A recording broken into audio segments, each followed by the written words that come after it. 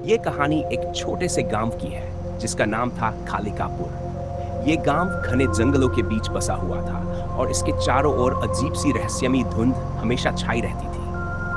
गांव के लोग एक पुरानी प्राचीन मान्यता में विश्वास रखते थे कि जंगल के भीतर एक खौफनाक चुड़ैल रहती है जिसे वे काली माता कहते थे कि वह चुड़ैल गांव के बच्चों की आत्माएं चुराती है और उनके जीवन का अंत कर देती है।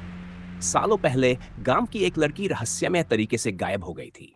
लोगों का मानना था कि वह जंगल में चुड़ैल के जाल में फंस गई। तब से गांव के लोग अंधेरा होने से पहले घरों में छुप जाते और जंगल के पास जाने से डरते थे। लेकिन एक रात एक युवक जिसका नाम अर्जुन था अपनी खोई हुई बहन को ढूंढने के लिए जंगल में जाने का साहस कर बैठा।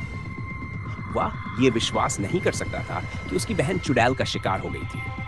अर्जुन ने एक मशाल जलाई और अकेले ही जंगल की ओर बढ़ गया। जंगल के अंदर हर कदम के साथ अजीब आवाजें और परछाइयां उसकी तरफ बढ़ती हुई महसूस होती। घने पेड़ों के बीच एक पुराना टूटा फूटा मंदिर नजर आया। ये वही जगह थी जहां से चुड़ैल की कहानी शुरू हुई थी। अर्जुन ने मंदिर में कदम रखा और देखा कि वहां एक काले रंग की पत्थर की मूर्ति थी जिसके चारों ओर गहरे काले धागे बंधे थे।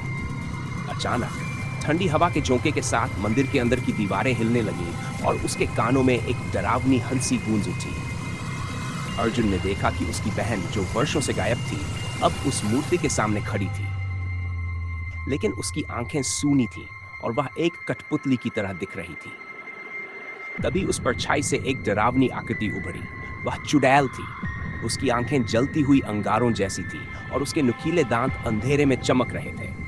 अर्जुन ने हिम्मत जुटाई और अपनी मशाल से उस मूर्ति को जलाने की कोशिश की। जैसे ही आग ने मूर्ति को घेर लिया, चुड़ैल की चीख गूंज उठी और उसकी परछाई धीरे धीरे गायब होने लगी। अर्जुन ने अपनी बहन को बचा लिया, लेकिन वह हमेशा के लिए खामोश हो गई थी। उसकी आवाज कभी वापस नहीं आई। उस दिन के बाद गांव वालों ने उस मंदिर को हमेशा के लिए बंद कर दिया और अर्जुन की कहानी एक चेतावनी बन गई। कभी भी उस जंगल में मत जाओ जहां काली माता की आत्मा बसती है।